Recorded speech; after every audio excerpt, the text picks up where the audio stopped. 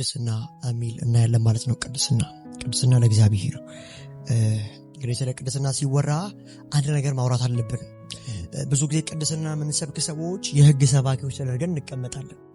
ነገር ግን ስለ ቅድስና ማስተማርና ኢንከሬጅ ማድረግ የህግ ሰባኪነት አይደለም።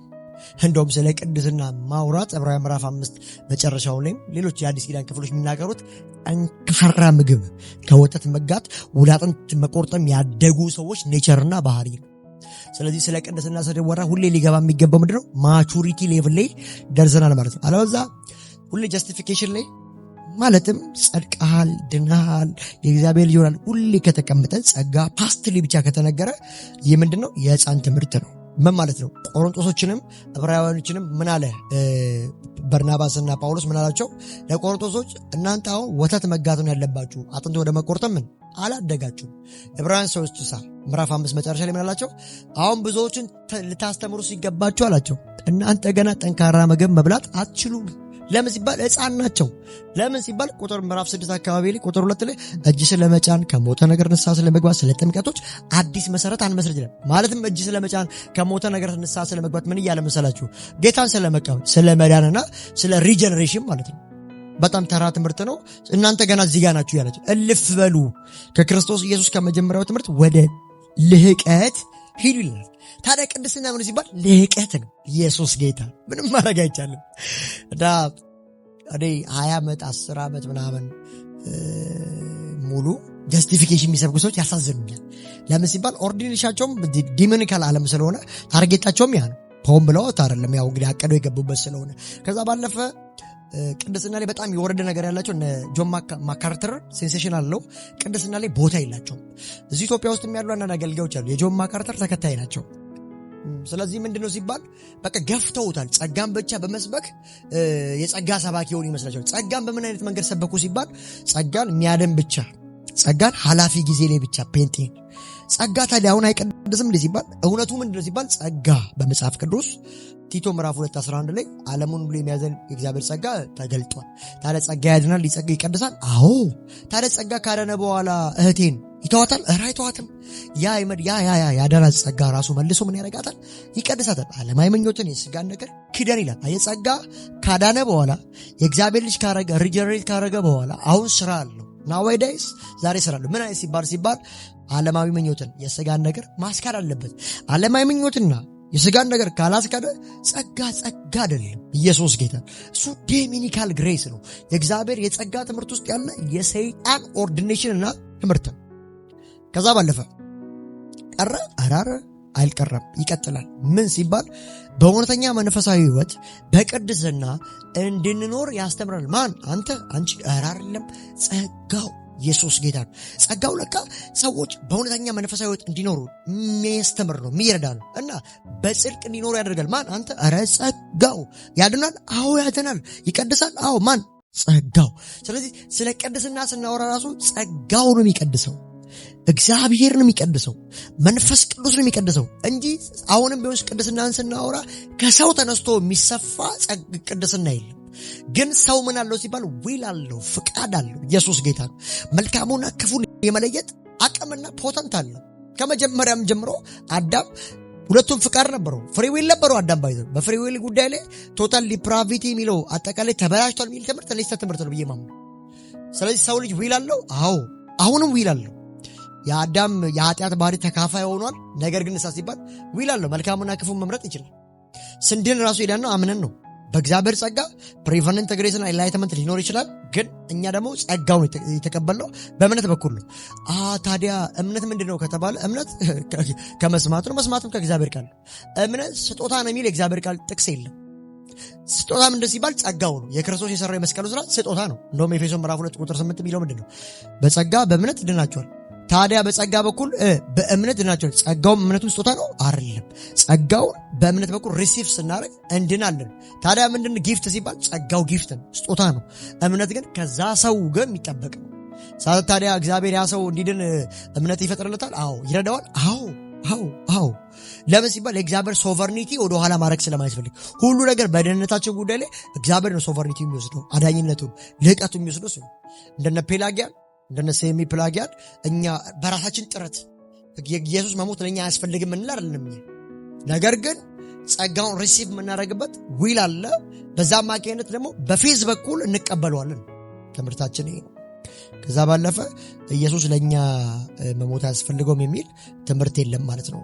በስራችን እንድናለን የሚል አይደለም ትምህርታችን። በስራ አይደለም፣ በጸጋ ነው። ጸጋው ጊፍት ነው እና ጸጋውን ግን ሪሲቭ የምናደርገው በእምነት በኩል ነው የሚል ትምህርት አለ። ታዲያ ሲባል ቀጣይ ቲቶ ምዕራፍ 2:13 ላይ የተባረከውን ተስፋችን የክርስቶስ ኢየሱስ መምጣት በክብር እንጠባበቃለን። ጸጋ ይሄ ነው።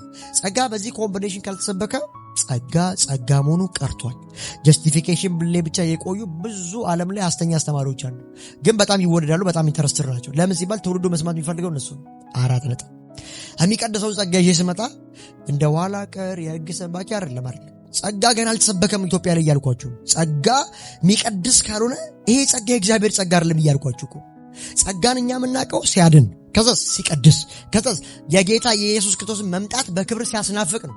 በዚህ ውጭ ጸጋ ከተሰበከ 4 ነጥብ የእግዚአብሔር ጸጋ አይደለም። ግን በእግዚአብሔር ጸጋ ጥቅሶችን ይዞ ሰይጣን የራሱ ስር በትውልዱ በቀላል አድርጎ አይደለም ሰርጎ ነው የሰራው። ሰርጎ ከዛና ወደ ዛሬም ስታያቸው እዛ ህይወት ውስጥ ናቸው። ዛሬም እና በጸጋ ድኛለሁ አልጠፋም። እሺ ህይወት ዜሮ ካለ ክርስትና ኧረ ያዕቆብ መልእክት 1ኛው ነስጋ ላሽ ያዕቆብ መጽሐፍ ያመነ ሰው እምነቱን በሥራ መግለጥ አለበት አለ ያዕቆብ። ከሪፎርመራችን መካከል ያዕቆብ መጽሐፍ ገለባ ነው ያለ ሰው አለ። ያዕቆብ ምኑ ነው ገለባ? ያመነ ሰው እምነቱ በሥራ ይገለጣል። አለበለዚያ እምነት ካለ ሥራ የሞተ ነው። እኛውን ጉዳያችን መዳንና መጽደቅ ላይ አይደለም። አማኝ ጸድቋል፣ ድኗል። አዎ ታዲያ ዳነ ሰው ምን ያደርጋል? መልካም ሥራ ይሰራል። ስለ ዳነ መልካም ይሰራል። አለበለዚያ በሥራ ማይገለጥ ህይወት፣ በቅድስና ማይገለጥ ህይወት ከሆነ ይሄ እምነት ራሱ የተሳሳተ እምነት ነው።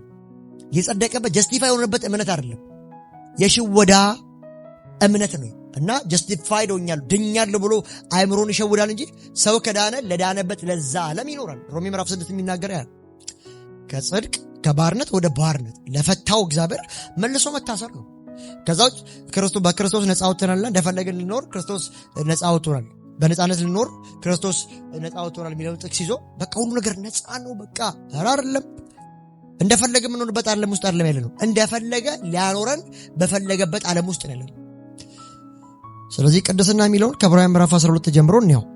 ከዕብራውያን ምዕራፍ 12 እንደዚህ ይላል 14 ላይ ቢቻላችሁ ይላል ከሰው ሁሉ ጋር በሰላም ለመኖር የሚቻላችሁን ሁሉ አድርጉ፣ ለመቀደስን ፈልጉ፣ ያለ ቅድስና ማንም ጌታን ማየት አይችልም።